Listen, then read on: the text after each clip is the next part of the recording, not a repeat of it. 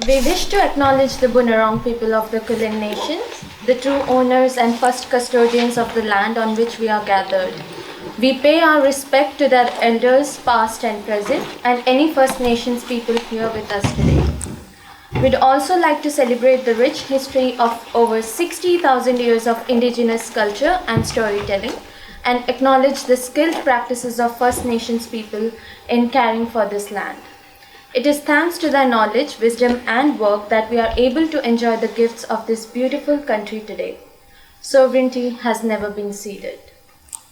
Thank you. My name is Amanda Dominarachi. I'm one of the assistant facilitators for the Beaners International Program. My name's Yvonne Versick. I'm the Artistic Director of MUST and have facilitated this program, and all three of us have directed some of the scenes that you will see tonight.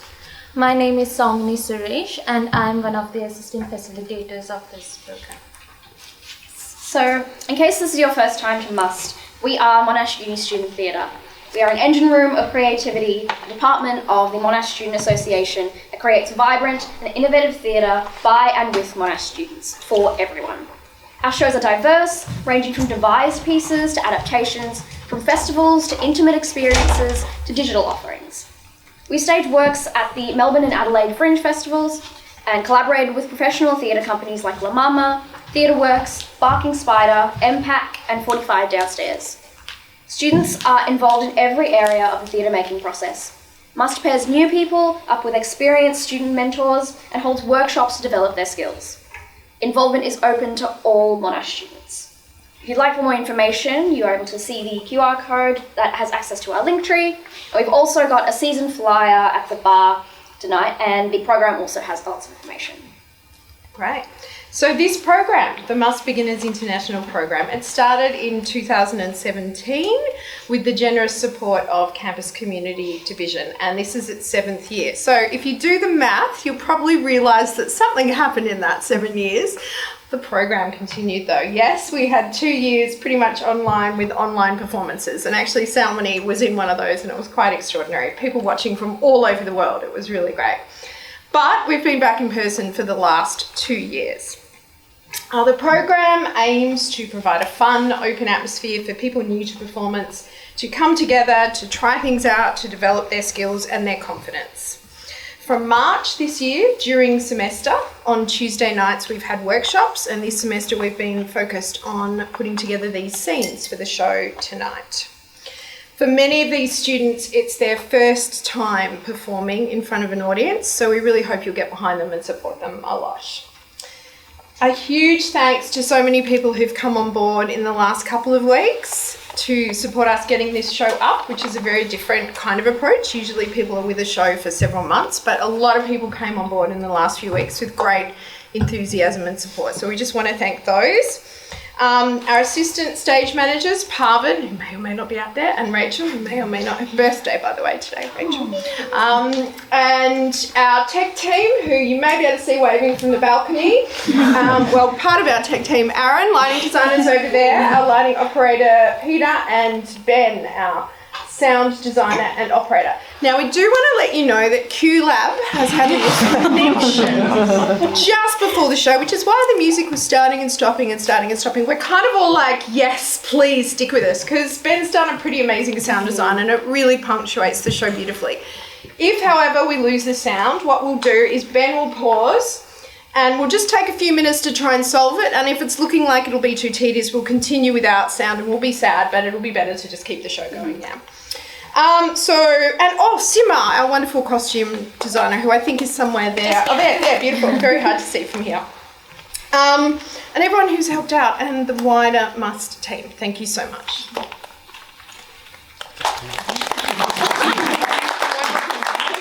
So tonight you will see a collection of scenes and monologues from a diverse range of great playwrights. Stories about searching for truth and grappling with hope, love, obsession, and climate change. From comedy to poignant drama, from Salem 300 years ago to right here, right now. So most of our ensemble members are going to be performing 2 pieces each. We will have a short interval in the middle for about 15 minutes where you can go to the bathrooms, which are out that way, and then across, and then back this way and through to where the cinema is. You're basically entering this building, but further down, and the cinema toilets. So I think people like to say left, left, left. 3 left. Left to get out, left into the campus centre, and then left into the cinema toilets just there. Please don't go AWOL, because we want to start again after interval, and it's hard for us to find you if you go wandering too much. And also during the interval, the bar will be open, so you're free to get a drink or a snack. We also ask that you turn off your phone, and note that no photography is permitted during the piece. We have professional photos from our dress rehearsal, as well as a full cast recording courtesy of Shay, which the cast and crew will be able to share with you if you'd like. So tonight is our last night, very special night. I think everyone's quite emotional, so we hope you enjoy this experience along with us. We'll see you after.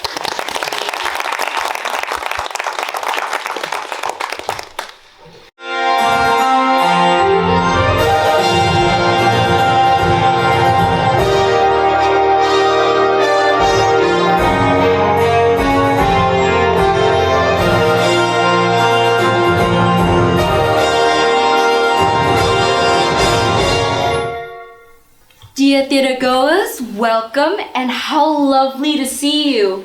I've come here to talk to you about theatre and why we all leave our homes to come see it. Now, I've written down some comments about theatre for you. If I could just find them.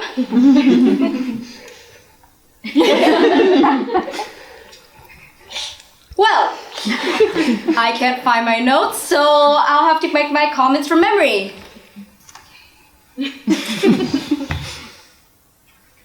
Drama. Let's begin with etymology, shall we? Etymology, which is the history of the word. The word drama comes from the Greek word drawn, which means to do, and which connects with the English word drain, meaning to exhaust one totally. And with the modern pharmaceutical sedating tablet, Dramamine, which is a trade name of a drug used to relieve air sickness and seasickness, and a general sense of nausea, or nausea, as Jean-Paul Sartre might say, perhaps over a cup of espresso at a Paris bistro. How I love Paris in the spring. Or would, if I ever been there. But Mr. Sorkin and I haven't done much traveling. Maybe after he dies, I'll go somewhere. We go to the drama, seeking the metaphorical Dramamine that will cure us of our nausea of life. Oh, of course, sometimes you become nauseated by the drama itself, and then we are sorry we went, especially if it uses the F word and lasts over 4 hours. I don't mind a leisurely play, but by 10:30 I want to leave the theater and go to sleep. Frequently, I prefer Dramamine to drama. Secondly, we have the word theater, which is derived from the Greek word theasai, which means to view. The Greeks went to the theater in the open air, just like the late and wonderful Joseph Hopp used to make us see Shakespeare. Shakespeare's language is terribly difficult to understand for us of the modern age, but how much easier it is when there's a cool breeze and it's for free. If it's hot and I have to pay, well, then I don't much like Shakespeare. I'm sorry, I shouldn't say that. He's a brilliant writer, and I look forward to seeing all 750 of his plays. Although perhaps not in this lifetime. But back to the Greeks. They went to the open-air theater expecting the drama they saw to evoke terror and pity. Nowadays, we have enough terror and pity in our lives. And so, rather than looking for theater to evoke terror, we go looking for slight irritation. And rather than looking for theater to evoke pity, we merely look for a generalized sense of identification. As in, if Vita was a woman, I am a woman. But back to my theme. Drama, from the Greek word drawn. When we leave the drama, we return to our homes feeling drained. And if it's been a good night in the theater, we leave feeling slightly irritated and feeling identification with the Vita or Fosca or that poor Mormon woman in Angels in America. And so drained, we get into our nightgowns, we climb into bed next to Mr. Sorkin, we fall into a deep REM sleep, dreaming God knows what mysterious messages from our teeming unconscious. And in the morning, we open our eyes in the light of a new day, of the burgeoning possibilities. Latin word lumen meaning illumination, in German das Licht, in French la lumière. All art leads to light. Light. Plants need light to grow, so my people need art to grow. It's possible. Now to wrap up, welcome theater goers. I hope you enjoy your evening this evening. Let the games begin.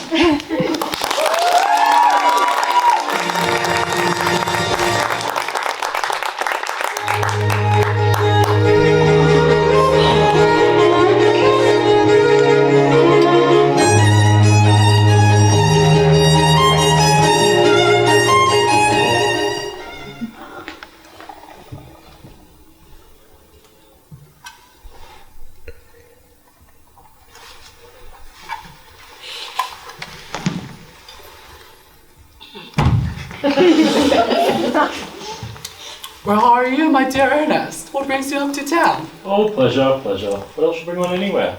Eating as usual, I see, Arjun. Well, I believe it is customary in good society to take some slight refreshment at 5 o'clock.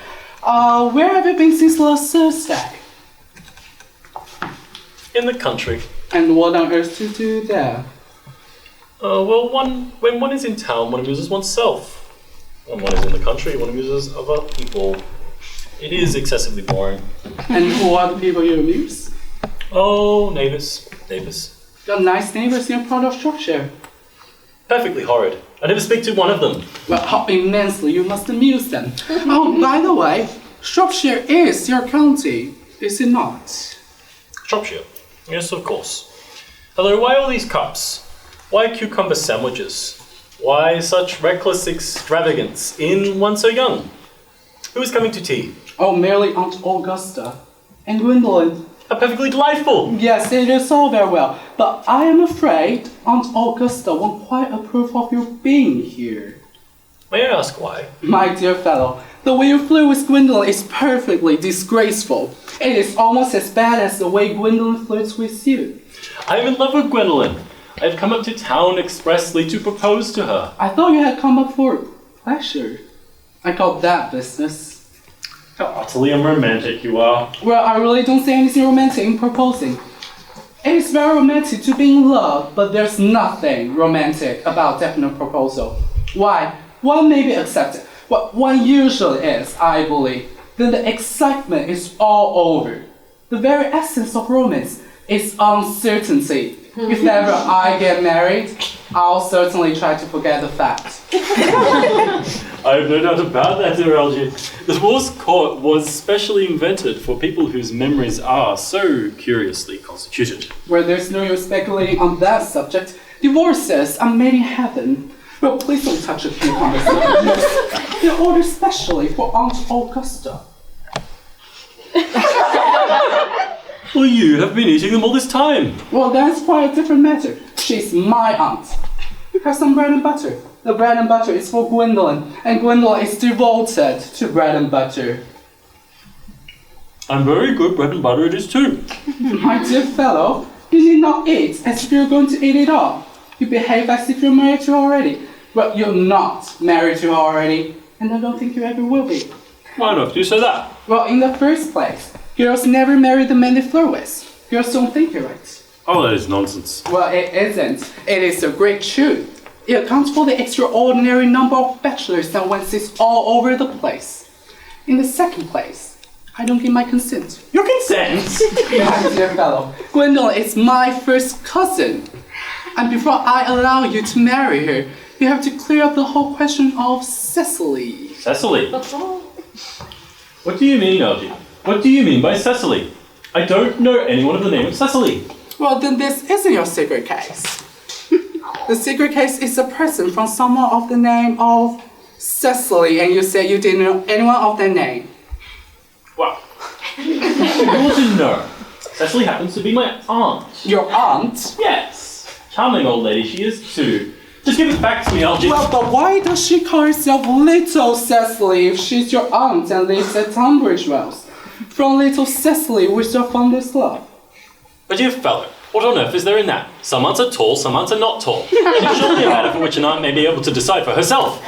You seem to think every aunt should be exactly like your aunt. That is absurd. For heaven's sake, man, give me back my cigarette case. Well, but why does your aunt call you her uncle? There's no objection, I admit, for aunt being a small aunt.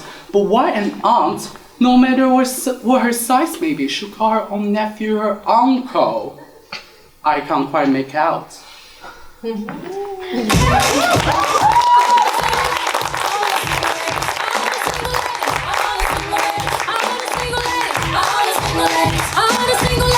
put your hands up in the club, just go up. I'm doing my own little thing. Decided to do it.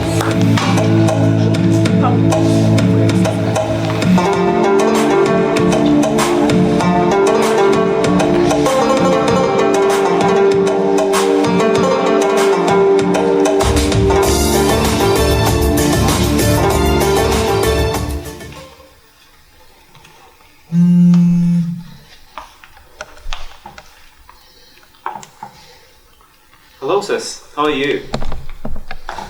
Yeah, good to hear your voice too. What do you mean I'm coming back?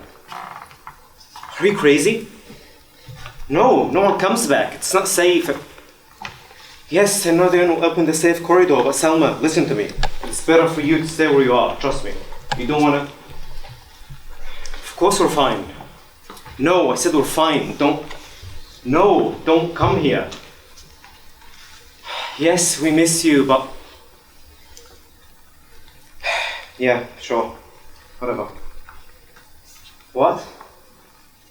Muhammad, the nerve you have. You want Muhammad to help you? Muhammad, after all you did to him. He didn't even for remorse, do you? Yeah, sure. I'll ask him to wait for you at the checkpoint. We'll be coming with the bus or riding in a broom.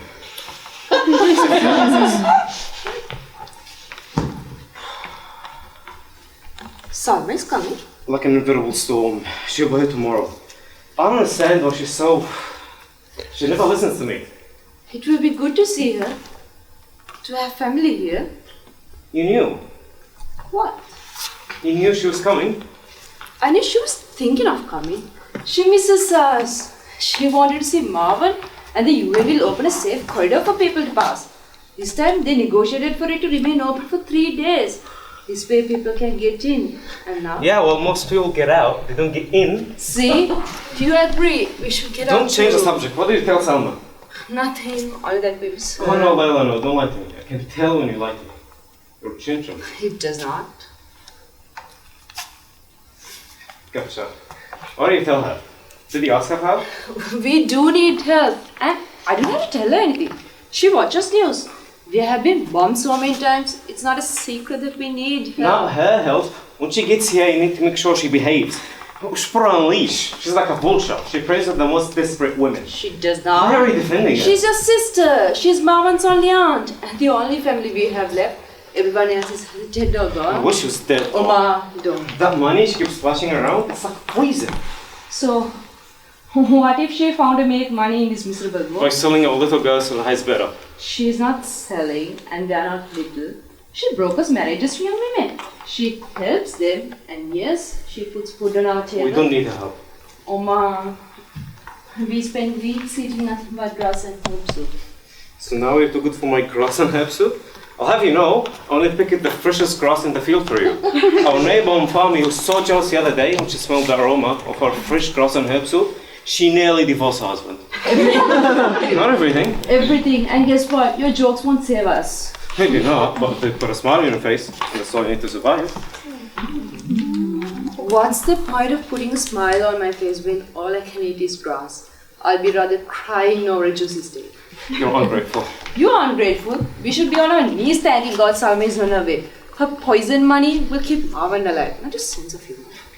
So now you're saying I failed to provide for you on Marwan. Now Salma will come make everything okay. That's not what I said. No, that's exactly Don't right. twist my words. I'm not twisting your words, I hear you clearly. I promise no more jokes. From now on, I'll be serious. So here's my serious lookout in the situation.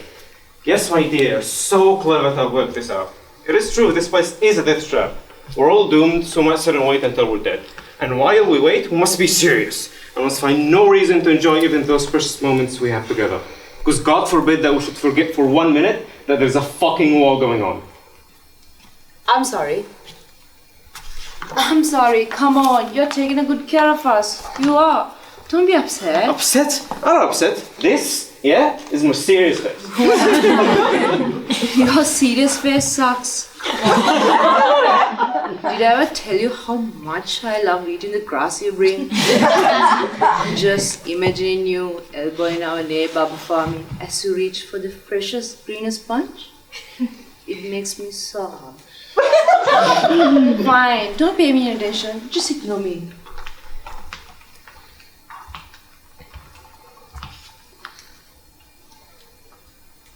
That's too bad for you, really, because Marwan has finally fallen asleep. Screw being serious.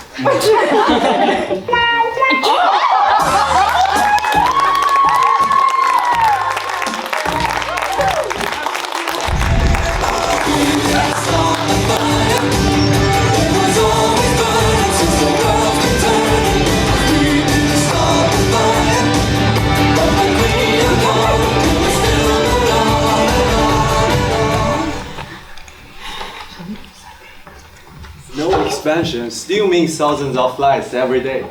You've all had your whole life to sort out the planet. You've done precisely nothing. Now, according to the best scientists, we've about 5 years left before it's too late. So you will forgive me, but don't wait for the next action. You will understand if I'm impatient. Because when you continue to have a conversation like this, in London restaurant, in government lobbies, in Notting Hill Gardens, or you show off your little wind vines, and while you are talking and talking, you're still doing absolutely fuck all. And meanwhile, the clock is ticking, the ice caps are melting, people are dying, and it's my generation who will pay the price. Long you both die. So I think this is the turning point. Right now, I am going to sleep with more sisters of elected politicians. I am going to handcuff myself to railings. I am going to attack police, issue bomb threats, until something is done. Something real. I am going to add to the long and noble tradition of direct action. Quit playing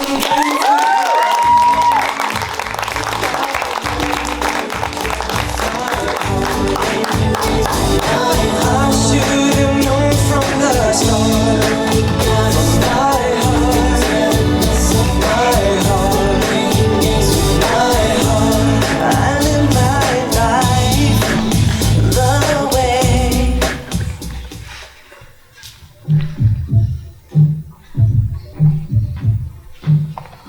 This is so patronizing. Leave it to you to use the big words when you shit face. Why are we doing this? I told you. You don't care if I die. Sure I do. Why? Because then I'd have to start to get out those who like me. Oh, like you could find one. See that? Who needs affection when you've got blind hatred? Let me sit down. Here. How's that? Jesus, you're like a evil. So why'd you let him get to you? Who? Dorsey. I hate him. I know. It'd be a pretty big deal to get you to mean like tequila. You don't seem like the type. Hey man, you don't think I can be cool? You don't think I can be laid back like everyone else? I thought you were above all that. You know what they say. No, what do they say? Shake! Jingle bells, jingle bells! Wake up! Cat, wake up! What? I thought you were. When you were gone last year, where were you? Is he? Were you in jail? Maybe. No, you weren't. So why'd you ask? Why'd you lie?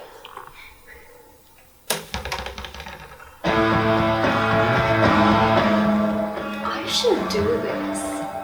Do what? This. Start a band? Father wouldn't approve of that. You didn't strike us to type to ask permission. Oh, so now you think you know me? I'm getting there. The only thing people know about me is that I'm scary.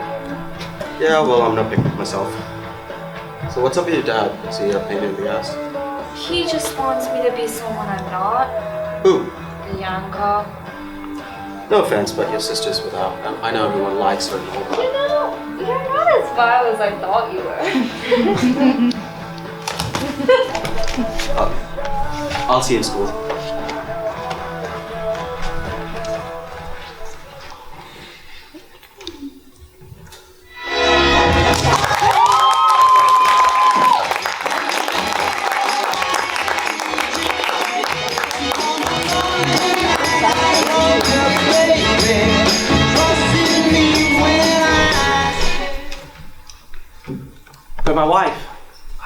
When my ex-wife was talking about how unhappy she was in our marriage, what she said was probably true.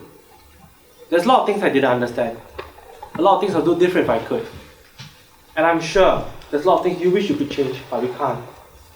A lot of things that are done can't be undone.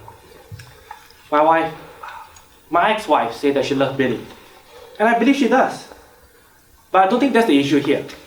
If I understand correctly, what means the most here is what's best for our son. What's best for Billy. My wife used to say to me, why can't a woman have the same ambition as a man? And I think you're right. And maybe I've learned as much. But by the same token, I'd like to know what law is it that says a woman must be a better parent? Just by virtue of her sex? You think about what it means to be a good parent. It has to do with constancy. It has to do with patience. It has to do with listening. Or pretending to listen to him when you can't listen anymore. And it has to do with love. Like she was saying. And I don't know where it's written that says a woman has that corner on the market. That a man has any less of those emotions than a woman does. Billy has a home with me. I make it the best I could. It's not perfect. I'm not a perfect parent. And sometimes I don't have patience. And I forget that he's a little kid. But I'm there.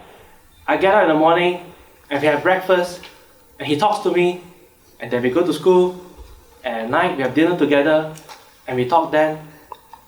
We build a life together and we love each other. If you destroy that, it may be irreparable. Don't do that, please. Don't do it twice to me.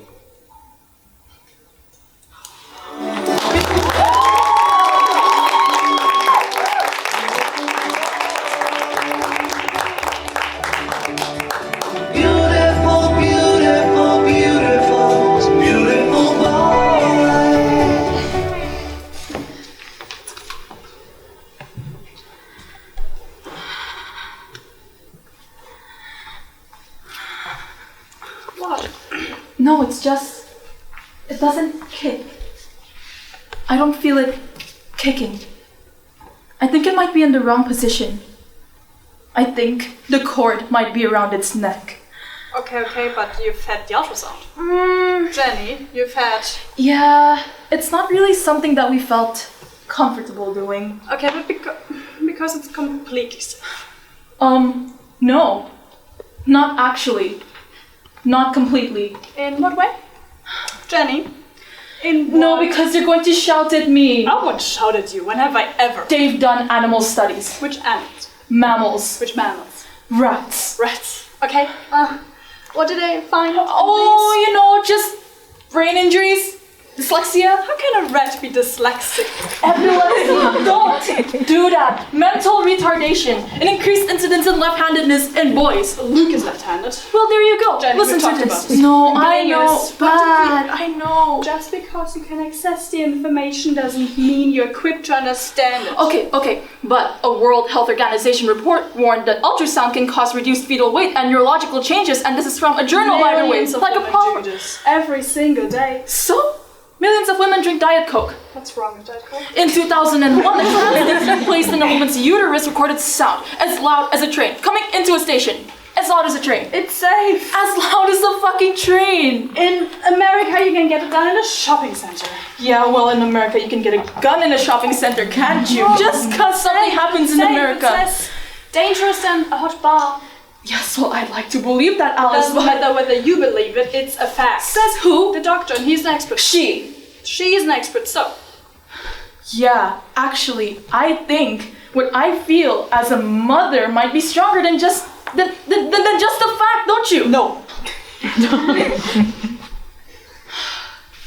Okay, but there's not like a single version of... Absolutely. Well, that's a very Western What? way of... I'm just saying. You live in that adult! Shouting at me. It doesn't kick, it doesn't move. I think it might be dead. I promise you there's nothing to worry about. No, but there's a higher rate of downs. From an ultrasound. No. In IVF babies. Statistically, yes. Statistically, in IVF babies, there's a higher rate of downs and death. Statistically, yes. And all I'm saying is, I'm allowed, actually.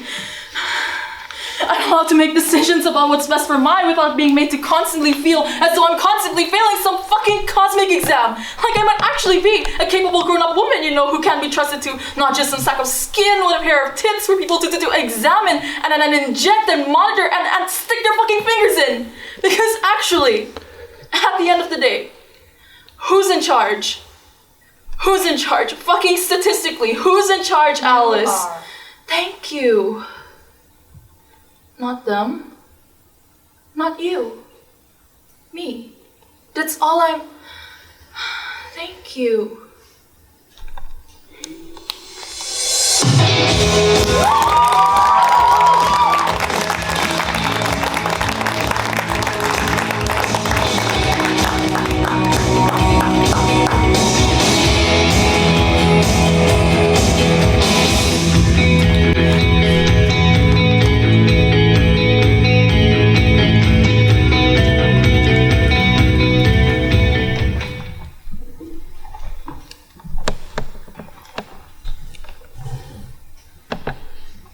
It's just a rough cut. I'm still tinkering with some of the dog stuff. I think it's a little much, but people want to see everything these days. You can't be too subtle, which is such a shame in a way. Right. Did you think she was too mean? I'm struggling to figure out who her protagonist is. You can't have a mean protagonist, but if they're too perfect, then they have nowhere to go, you know? I don't think she's too mean. Great. I needed a woman's perspective. I get too wrapped up in the minutiae of every moment. It's easy to lose the macro. She's so fine. Yeah, that's what I think too. It's like she's a bitch, but maybe she can change. I think the most interesting character is initially difficult to like. Do you like your soda? What? I don't know if you like soda, so I bought ginger ale. It seemed like a good compromise. Right, thanks. It's fine. Can I ask you a question? You can ask me anything you want. Did you actually film this? Yeah, but a while ago. It's weird revisiting it. No, I mean, did this really happen? Yeah, on 17th Street. I saw it was a documentary. Yeah. So how did you get all those shots? What do you mean? I mean, like, how did you get the close of the dog and the homeless man if it was a documentary? I took some artistic liberties. So you told me it was real when actually you manufactured it. Are you calling me a liar? I don't know. Are you lying to me? It's like a hybrid. Why would you lie about that? What's the difference if something really happened or not? It still exists somewhere. In my mind, on the street. It's real somewhere. No, it's not, Ben. You implant that you randomly came across the thing and filmed it. And now you're telling me you didn't. Why would you do that? Because I wanted to impress you. Oh.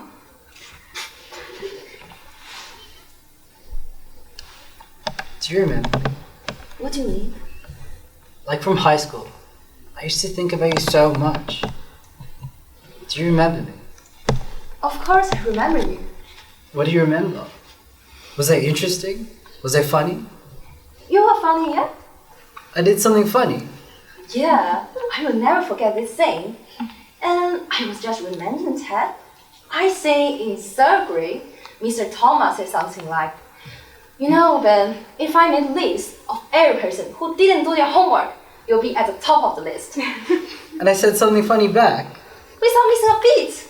You said, do I get a prize? I did? Yeah, it was audacious, but really funny. I still remember that. But did I ever do anything interesting? Interesting? Like what? Like, did I ever do anything memorable besides just talking back to a teacher? I'm not sure what you're looking for, but did I ever do anything interesting? Every day.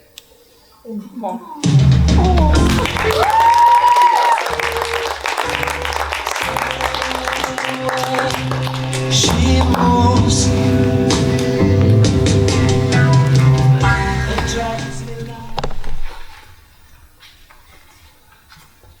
By the sea. It's 1988. I'm 24 years old. Driving a Datsun 180B. Crossing the Hay Plain between Sydney and Adelaide. Sitting at 110. But I'm itching to go a bit faster. Itching to get home. The cops are up and down the stretch and I don't want to risk it. Heading back to my parents' farm on the Coorong. Tried the city. It didn't work.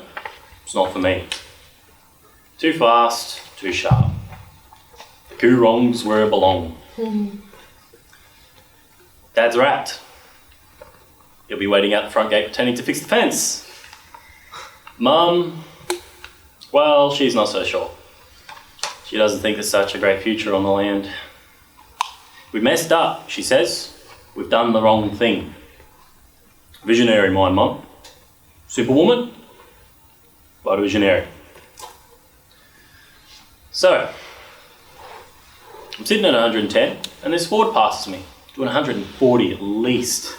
Idiot, I say. Idiot. Hate that. Hate getting past. You're doing the right thing and then somebody passes and it just makes you feel like you're 50 years old or something.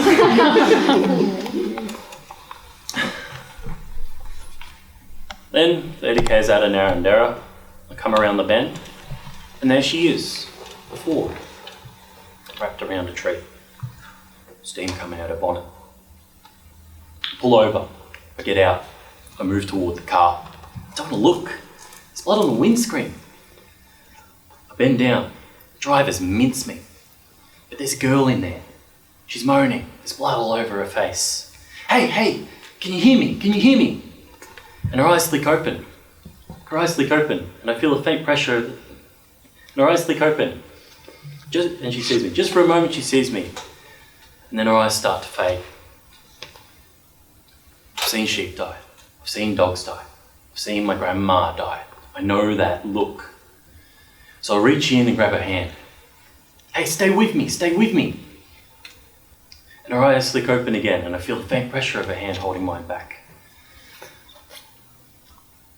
Christ, where's the hell? Where's the siren? Why aren't there any fucking cars on this highway? And she's quiet, too quiet. I squeeze her hand, I squeeze it hard, I squeeze it so hard. And I see her lips move. She's trying to say something. I bend down, I get right in there, into the twisted metal of it. What is it? What are you trying to say?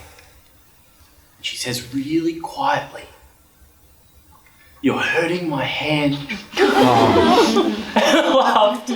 I mean, probably not the right thing to do. There's some bloke dead beside her. But it was the relief, you know. I knew she was going to make it. So I ease up the pressure a little, but I keep holding on.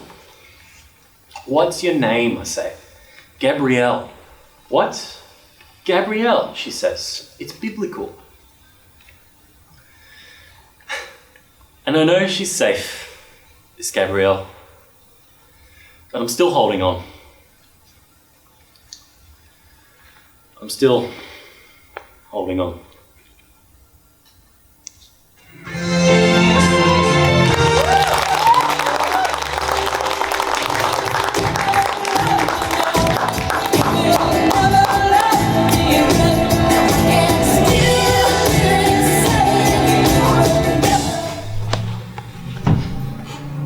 Do you want to talk about it? No, I don't want to talk about it. Thank you, Becca.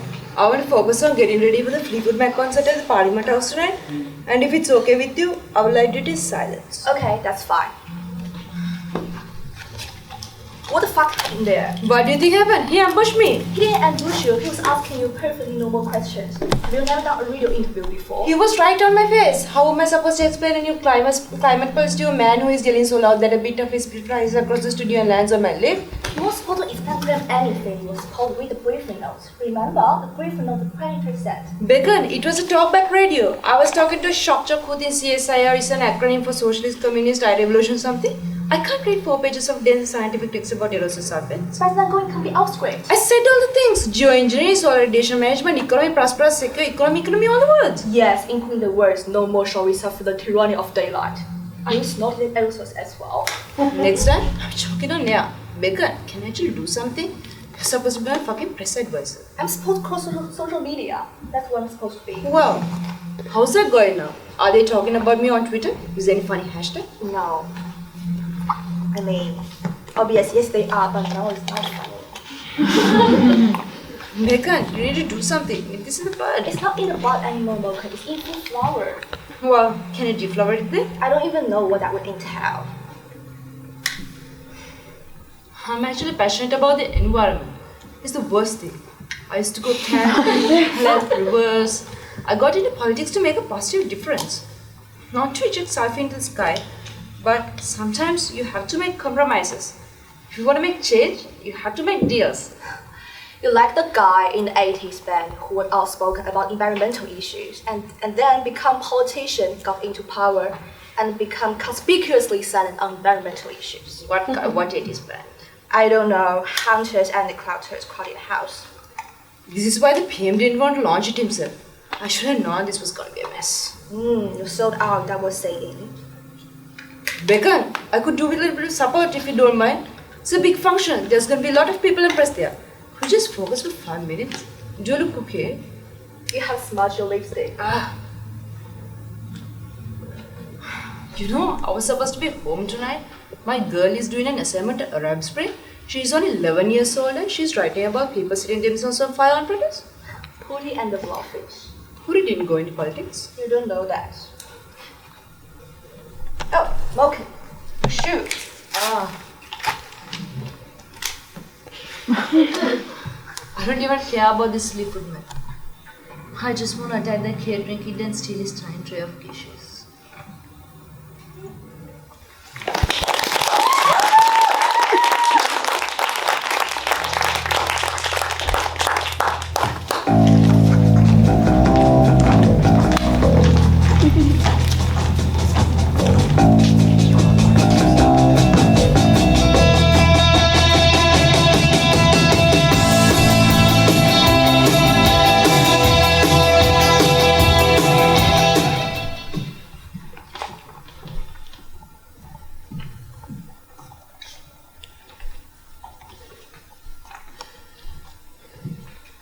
Can't sleep.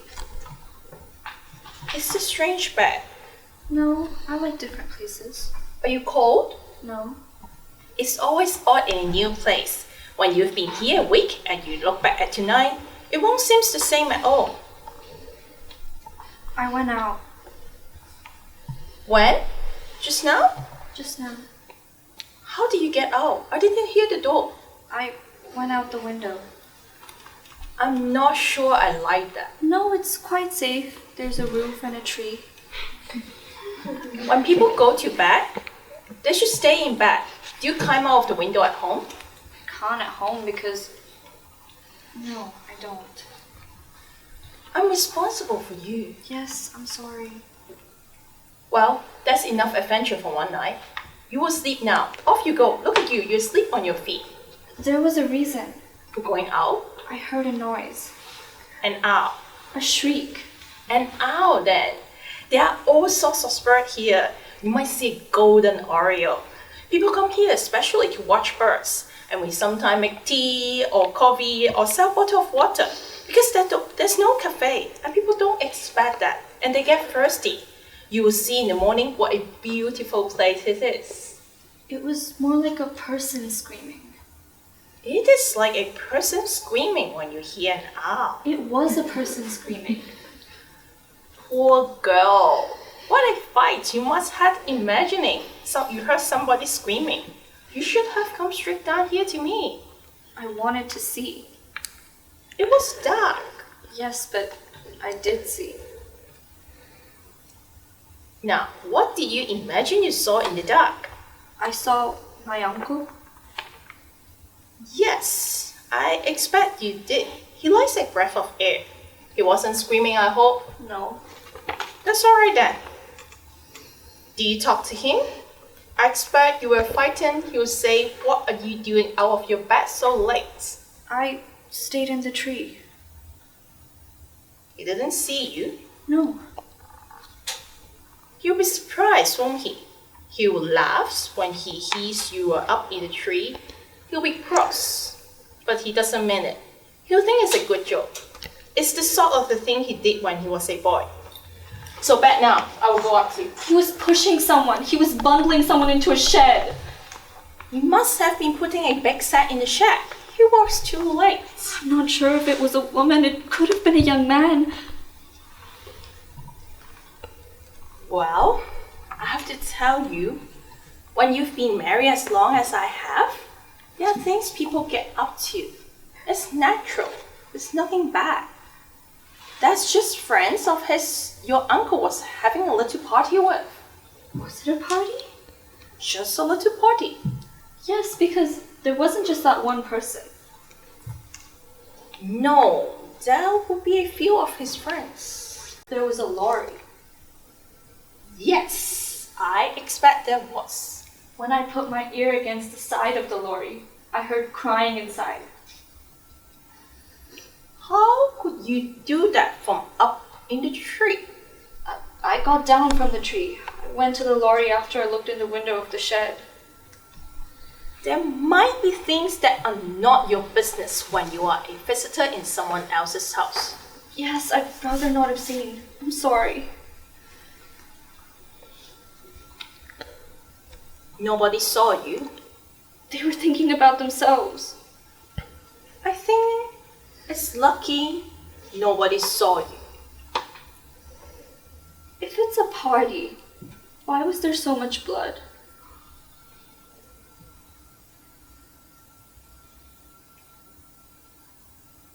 You have found out something secret.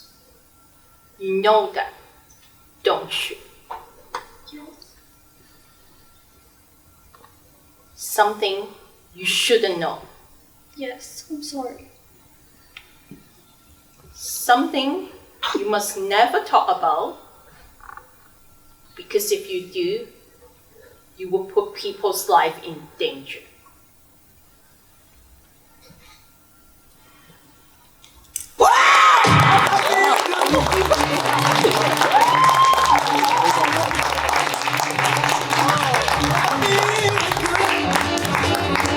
I knew that I wouldn't. So good. Alright, folks, I'm afraid we're going to pause the concert there for a moment. You are now all hostages. Super. Alright, folks, Parliament House is now in lockdown. There are 196 of us. We have every entrance and exit to the building sealed. And if you make a move or a sound, we will shoot you until you're dead. Do you understand me? Yeah. Are you with me? Yes. That's great to hear. Guys, put the cameras on me. I'm about to have charisma. Am I in shot yet? Lovely. Dear the Prime Minister of Australia, people of this fair country, everyone watching in from overseas, and in particular, those in positions of authority and governance elected by the people of this country to serve for the good of the nation. We are here speaking on behalf of future generations, and we have a pretty simple request for you. Stop fucking the future. We want you to stop climate change. Now. Not fictionally in 20 years. Now. Tonight. Or everyone dies.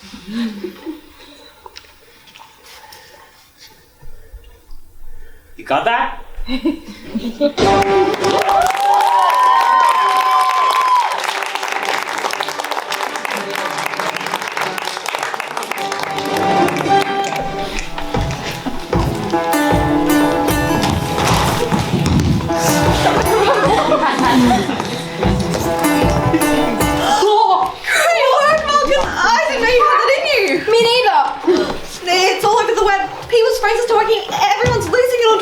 Oh, that's great. They have this place locked down any minute now. Yeah, but they're after us.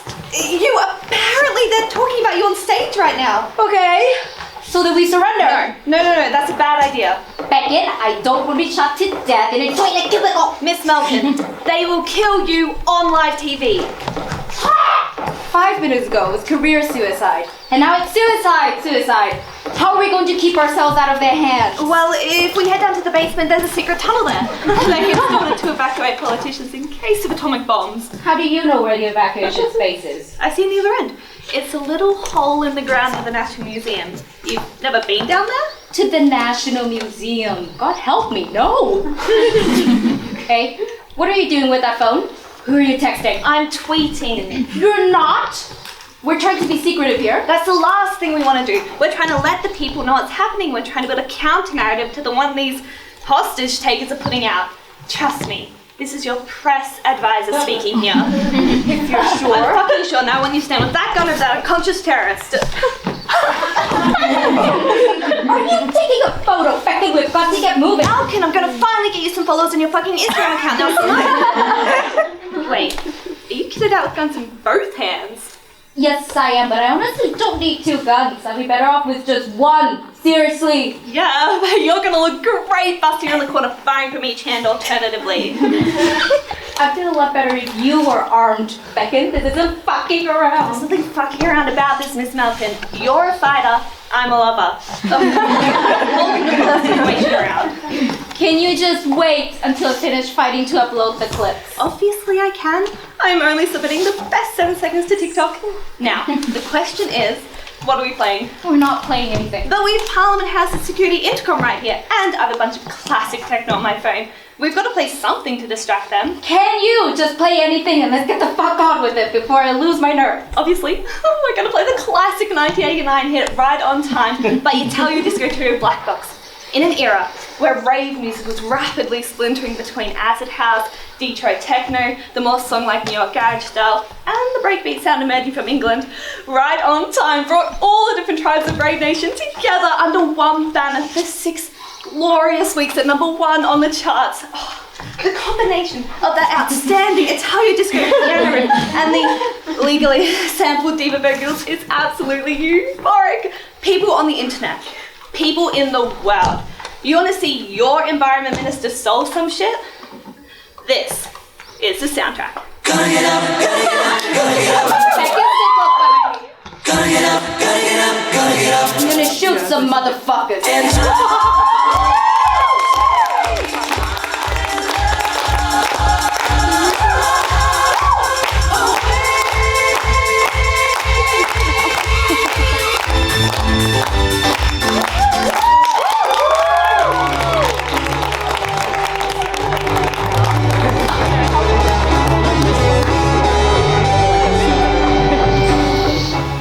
Why, man, he doth bestride in our world like a colossus, and we petty men walk under his huge legs and peep about to find ourselves dishonourable graves. Men at some time are master of their fates. The fault, dear Brutus, lies not in our stars, but in ourselves that we are underlings. Brutus and Caesar. What should be in that Caesar? Why should that name be sounded more than yours, Write them together, yours is as fair a name. Sound them, it doth become the mouth as well. Weigh them, it is as heavy. Conjure with them. Brutus will start a spirit as soon as Caesar. Now, in the names of all the gods at once, upon what meat doth this our Caesar feed, that he is grown so great? Age, thou art shamed! Rome, thou hast lost the breed of noble bloods. When went they by an age since the great flood, but was famed with more than with one man? When could they say till now that talked of Rome, that her wide walls encompassed but one man? Now is it Rome indeed and room enough when there's in it but one only man? Oh, you and I have heard our fathers say, there was a Brutus once that would plot the eternal devil to keep his state in Rome, as easily as a king.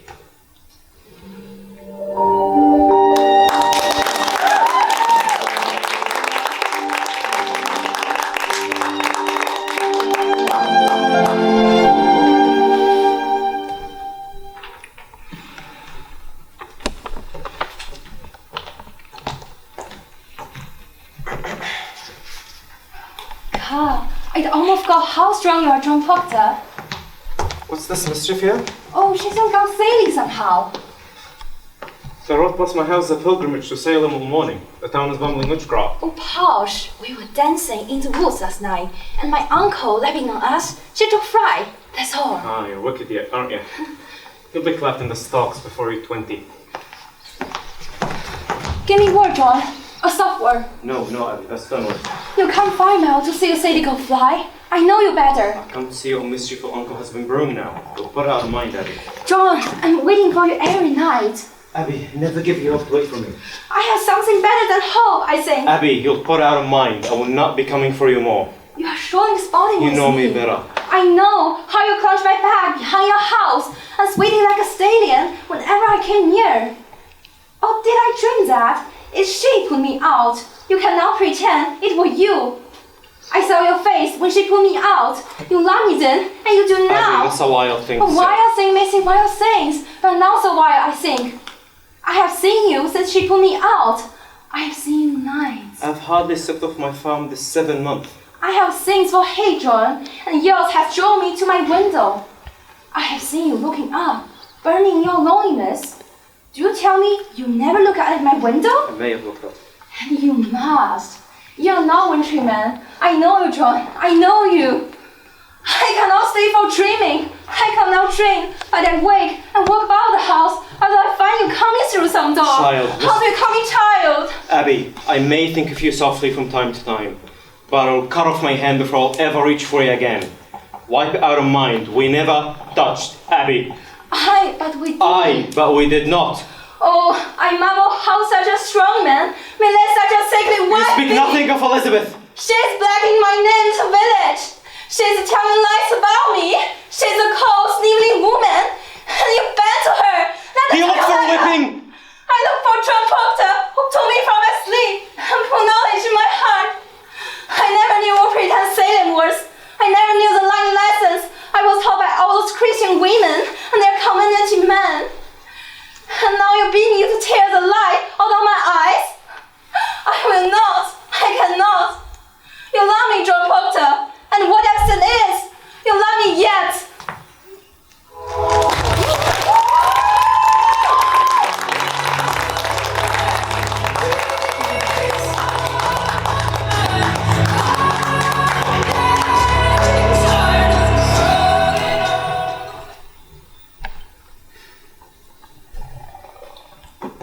He told me he had a sum of his own money.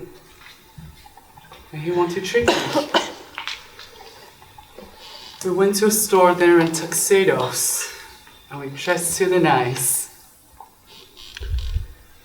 We went to the Rainbow Room. And we danced. High over New York City.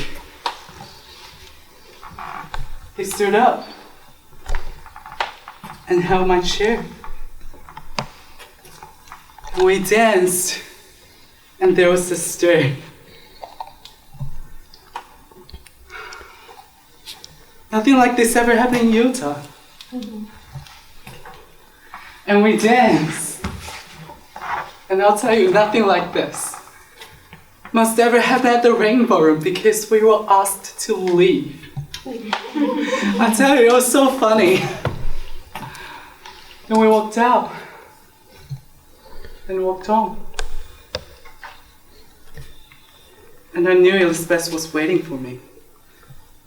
Now I have to explain about the money and calm her down because we'll get it back, but I forgot because they took a carriage ride in the park. And he asked if he could fuck me. And he did. And it was fantastic. It was the greatest night I ever had. And before we went home, kissed me on the mouth.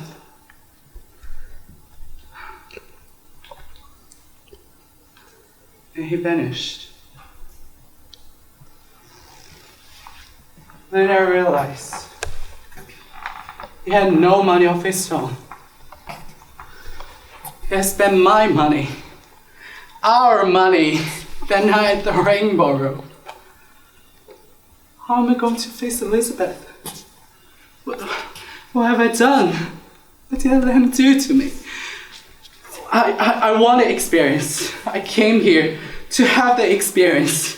But I didn't come here to be this or lose this or be this or do this to Elizabeth. I didn't come here to be this. My father said I was a fool, and I can't have him be right. What have I done?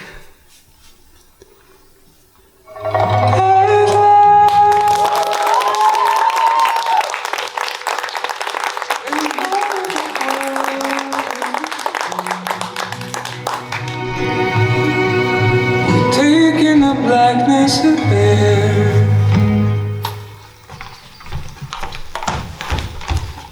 No. Have you told anybody about what you meant to do? No. Do you meet anyone on your way, coming or going? No, nobody. Sure of that, are you? Perfectly sure. Very well. Now listen to me. You go straight to your room. When you get there, you go to bed. You say that you've not been well and not been out since yesterday. Your nurse will tell the same story. And I'll get rid of those three men. Uncle Creon, you are going through a lot of trouble for no good reasons. You must know that I will do it over again tonight. Why do you try to bury your brother? I owed it to him. I have forbidden it! I owed it to him. Those who are not buried wander eternally and find no rest. If my brother were alive and he came home worried after a long day's hunting, I should kneel down and unlace his boots. I should fetch him food and drink. I should see that his bed was ready for him. Polynesius is home from the hunt. I owed it to him to unlock the house of the dead in which my father and my mother are waiting to welcome him. Polynesius has earned his rest. Polynesius was a rebel and a traitor. You know it! He was my brother! You heard my edict. It was proclaimed throughout Thebes. You read my edict. It was posted up on the city walls. Of course I did. You knew of the punishment I decreed for any person who attempted to give him burial. Yes, I knew the punishment. Did you, by any chance, act on the assumption that a daughter of Oedipus' stubborn pride was above the law? No, I did not act on that assumption. Because, had you acted on that assumption, Antigone, you must have been deeply wrong. Nobody has a more sacred obligation to obey the law than those who make the law. You are a daughter of lawmakers, a daughter of kings, Antigone. You must observe the law. Had I been a scullery maid washing the dishes when that law were read aloud to me, I should have scrubbed the greasy water from my arm and gone to my apron to bury my brother. What nonsense! Had you been a scullery maid, there would have been no doubt in your mind about the seriousness of that edict. You would have known that it meant death, and you have been satisfied to weep for your brother in the kitchen. But you thought that because you come off the royal line, and you were my niece, and were going to marry my son, I should not dare have you killed. You are mistaken. Quite the contrary. I never doubted for an instant that you would have me put to death.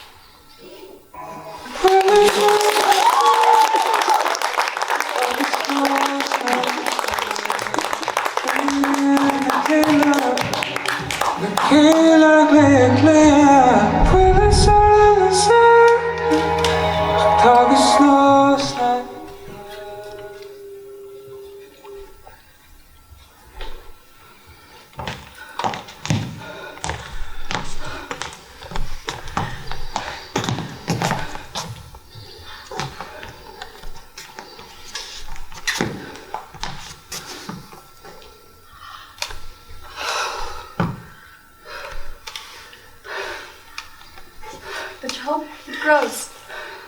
There's no word of the boys. They are well. Rebecca Samuel keeps them. You have not seen them? I have not.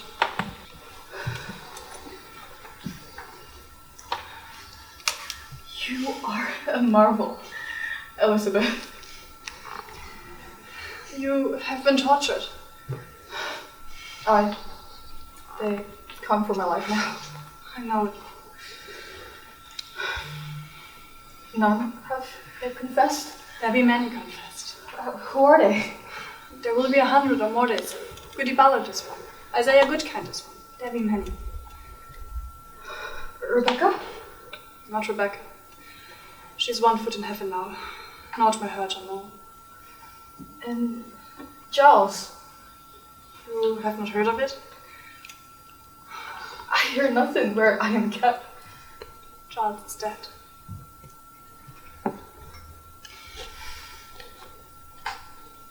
When were he hanged?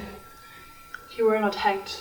He would not answer INA to his indictment, for if he denied the charge, they hang him surely and auction out his property. So he stood mute and died Christian under the law, and so his sons were at his farm, as it is the law that he could not be condemned to wisdom to avert the answer's indictment INA. Then how does he die? They press him, John. Press? Great stones stayed up on his chest, until he plead INA. They say he gave them but 2 words. More weight, he says, and died. More weight. Aye. It were a fearsome man, Giles Corrie.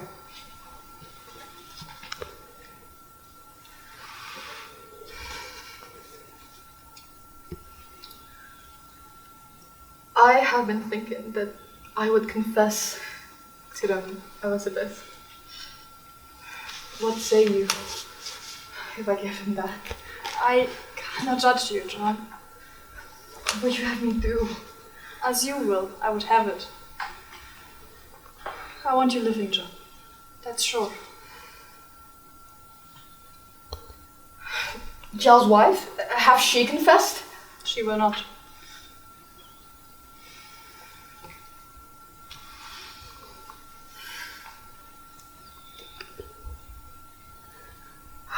It is a pretense, Elizabeth.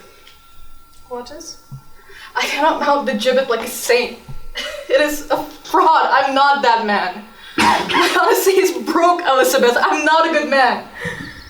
Nothing spoiled by giving them this lie. They're not rotten long before. And yet you have not confessed to now. That speaks goodness in you. Speaking only keeps me silent. It is hard to give lie to dogs.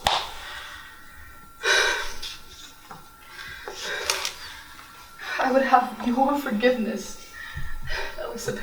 It's not for me to give, John. I'd have you see some honesty in it. Let them that never lie die now to keep their souls. It is pretense for me. A vanity will not blind God, nor keep my children out of the wind. What say you? John, it come to naught that I should forgive you if you will not forgive yourself. It's not my soul, John, it's yours. Only be sure, for I know now, whatever you will do, a good man does it. I've let my heart these 3 months, John. I've sins on my own to count. It needs a cold wife to perpetuate. Enough! Enough! You take my sins up on you! No, I will not hear it. I know you. You take my sins. No, I take my own. My own. John, I counted myself so plain, so poorly made. No honest love could come to me. Suspicion kissed you when I did. I never knew how to say my love. It were a cold house I kept. What say you, Proctor? The sun is soon up. What should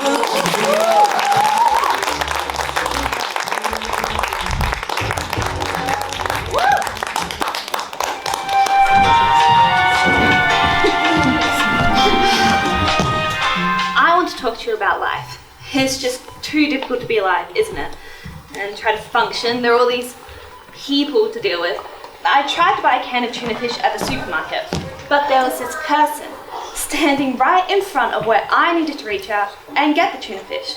And so I waited to see if they'd move, and they didn't. They were also looking at the tuna fish, but they were taking a really long time at it, reading each ingredient on the back of each can like it was a book.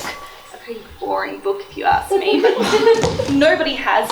And so I waited a long while, and they didn't move, so I couldn't get to the tuna fish, and I thought about asking them to move, but they just seemed so stupid to not have sensed that I needed to get by them, that I had this awful fear it would do no good at all to ask them. They'd probably say something like, "I'll move when I'm goddamn ready to, you nagging bitch." Oh, and then what would I do? So I started to cry out of frustration, quietly, and so and even though I was softly sobbing, this stupid person still didn't grasp that I needed to get by them, and so I raised my fist up really high and put it down really hard on her head and screamed, "Kindly move ass!"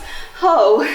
And they fell to the ground and totally startled, and some child nearby started to cry, but I was still crying, and I couldn't possibly imagine making use of the tuna fish now, and so I shouted at the child to stop crying. I mean, it was directly next to me. And then I ran out of the supermarket, and I thought, I'm gonna take an Uber to the art museum. I need to be surrounded by culture, not tuna fish.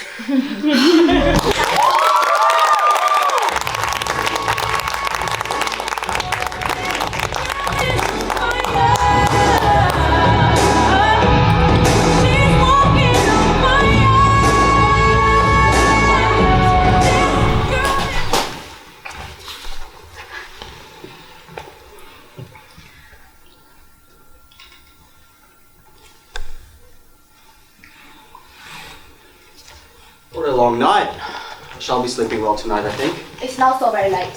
Sit down here, Tobo. You and I have much to say to one another. Nora, what is this? This cold set face. Sit down. It will take some time. I have a lot to talk over with you. You alarm me, Nora, and I don't understand you. No, that's just it. You don't understand me, and I have never understood you either before tonight. No, you must interrupt me. You must simply listen to what I say. Tobo, this is a settling of accounts. What do you mean by that? Isn't there anything that strikes you as strange I was sitting here like this? What's that? We have been married now 8 years. Does it not occur to you that this is the first time we two, you and I, husband and wife, have had a serious conversation? What do you mean by serious? In all these years, we have never exchanged a word on any serious subject.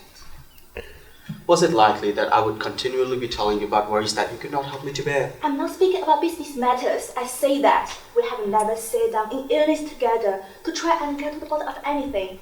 What, dearest Nora? Would it have been any good to you? That's just it. You never understood me, Promo. I have been greatly wrong. First by Papa and then by you. What? By us two? By us two who have loved you better than anyone else in the world? You never loved me. You only thought it's pleasant to be in love with me. Nora, what do I hear you saying? That's perfectly true, Torvald. When I was home with Papa, he told me his opinion about everything, and so I had the same opinion. If I differed from him, I concealed the fact, because he would not have liked it. He called me his doll child, and he played with me just like I used to play with my dolls. And when I came to live with you... What sort of an expression is that to use about our marriage? I mean that I was simply transferred from Papa's hand into yours. You arranged everything according to your own taste. And so I got same taste as you, or else I pretended to. I'm really not quite sure which, sometimes one, sometimes the other. When I look back on it, it seemed to me that I have existed merely to perform tricks for you, Turbo. You and Papa had committed a great sin against me. It's your fault that I had made nothing of my life. How unreasonable and ungrateful you are, Nora. Have you not been happy here? No, I have never been happy. Not happy? No, I thought I would, but never really been so. I thought it was great fun when you play with me just like the children thought it was great fun when I play with them. I have been your door wife. And this is what our marriage has been for a while. There is some truth in what you say. Hysterical and exaggerated as your view of it is. But for the future it shall be different. Playtime shall be over, and lesson time shall begin. Whose lesson? Mine or the children? Both yours and the children, my darling Nora. Alas, Torvald, you are not the man to educate me. me to India perfect wife for you. And you can say that? How can I think we have children? Nora, Didn't you see a little while ago that you don't trust me to bring up? in a moment of anger, why do you pay any heed to that? Indeed, you are perfectly right. I'm not fit for the task. But there have another task I must undertake first. I must try and educate myself. You are not the man to educate me with that. I must do that for myself. This is why I'm going to leave you now. What did you say? I must stand quite alone if I'm to understand myself and everything about me. It's for that reason I cannot remain with you any longer. I want to.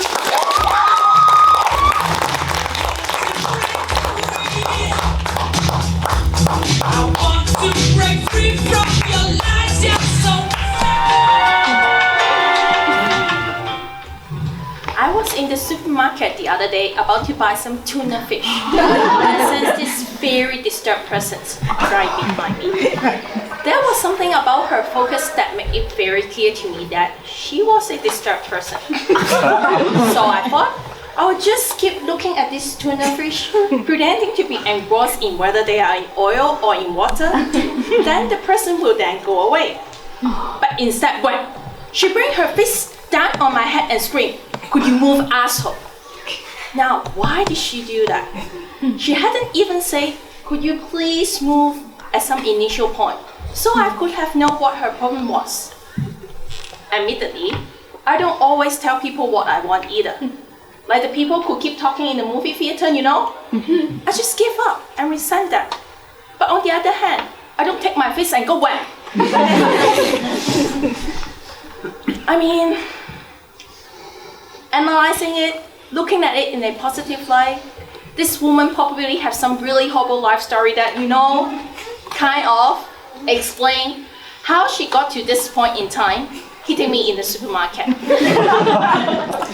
And perhaps if her life, since birth, had been explained to me, I could probably make some sense out of her action and how she got there.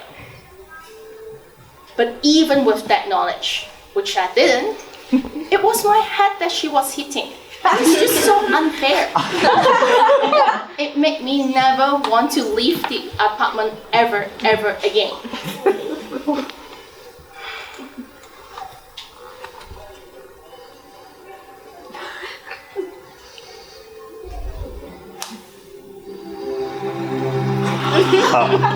I'm the predominant source of energy in my life.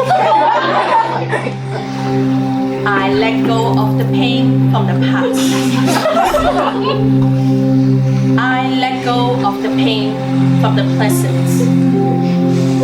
In the places in my body where pain lived previously. Now there's light and love and joy. That was an affirmation.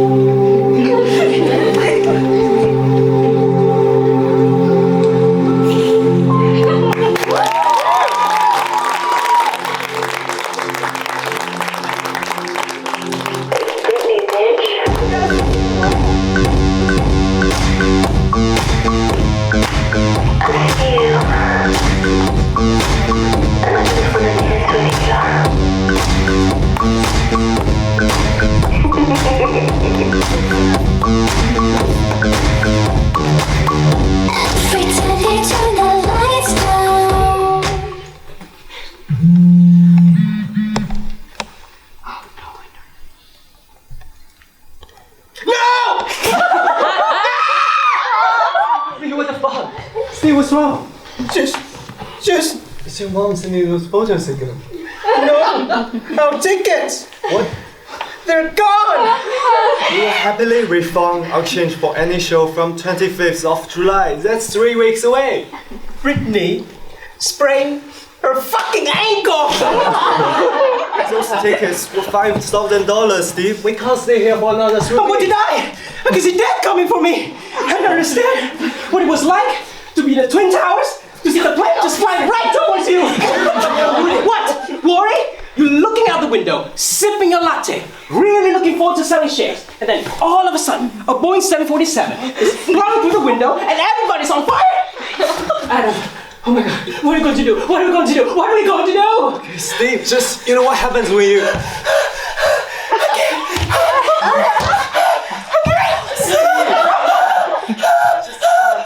Okay, Steve, listen. Notice me, take my hand. Why are we strangers? Our love is strong. I carry on without me. Every time I fall without my wings, I feel so small. I guess I need you, baby. And every time I see you in my dreams, I see your face is haunting me. I guess I need you, baby. Are you okay, baby? I'm okay. Brittany. She's literally only canceled tonight's show. The one show we have meet and greets for. How do you sprain your ankle for 24 hours? It doesn't make any fucking sense. We're going to have to take out a loan with a reasonable interest rate. It already makes 2 credit cards, Steve. Then we just put everything we have on black. We are in Vegas after all. Why don't you understand about the fact that we don't have any money? Excuse me? I want to go home. I'm sick of traveling. What? I thought we were having a good time. I thought we were going in a love. We have to go to the hill and growing of love. I love you, okay, Adam? I would die for you. Always remember that. Thank you, Steve. No, Steve. Why not? Because I don't want you. Oh, no. I get it. If I said I wanted your body now, you would hold it against me. Steve! Do you know why I shaved my head, Adam? No. Because the year that Brittany shaved her head, I had to stop taking the bus to school. 2007. You have told me this many times. They threw bananas at me. Boxes of LMC bars. Someone threw a fucking iPod at him. It hit me here. Any further left, it would have hit my temple. And I would have died. I wanted to die. And if I did, nobody would have cared.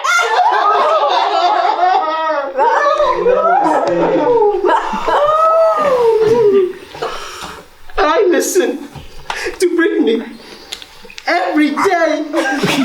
Every single day. And every day she was on the news. It seemed like nobody cared if she died either. But there was courage in her voice, Adam. She pulled herself back together, and so did I. She got herself a best-selling Vegas concert residency, and I got you. And I did a great job of selling jeans. I know, Steve. I went through all the same shit, and I'm pretty sure we all do. But that doesn't mean we have. You don't understand, Adam! I need to see her! I need to see her and look into her eyes. And I need to know that she's real. I need to know that this is real. I need to know that it's gonna be okay. What's gonna be okay? Everything.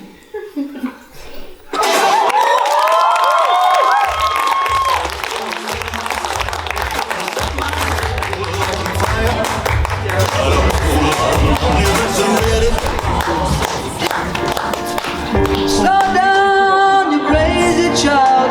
You're so ambitious for a juvenile, but then if you're so smart.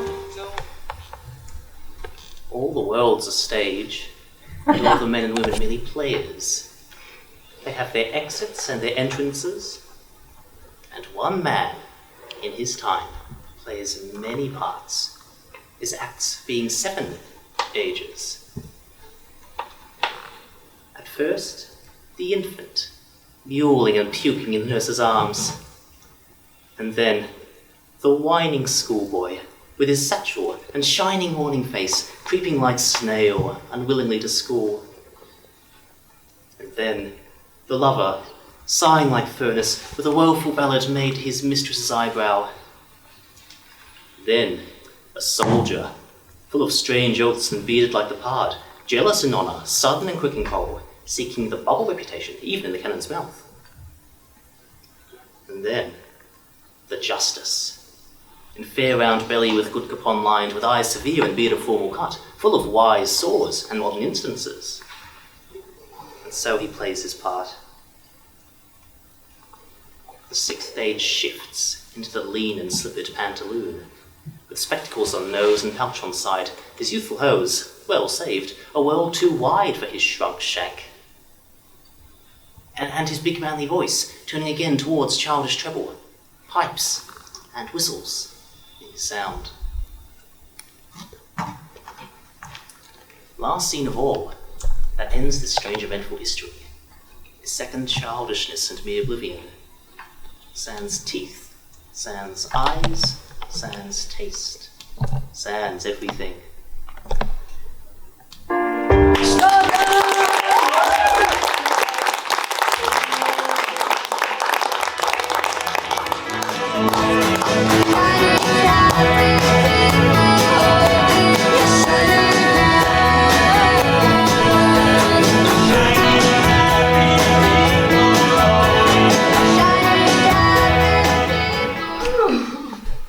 Can I borrow $5?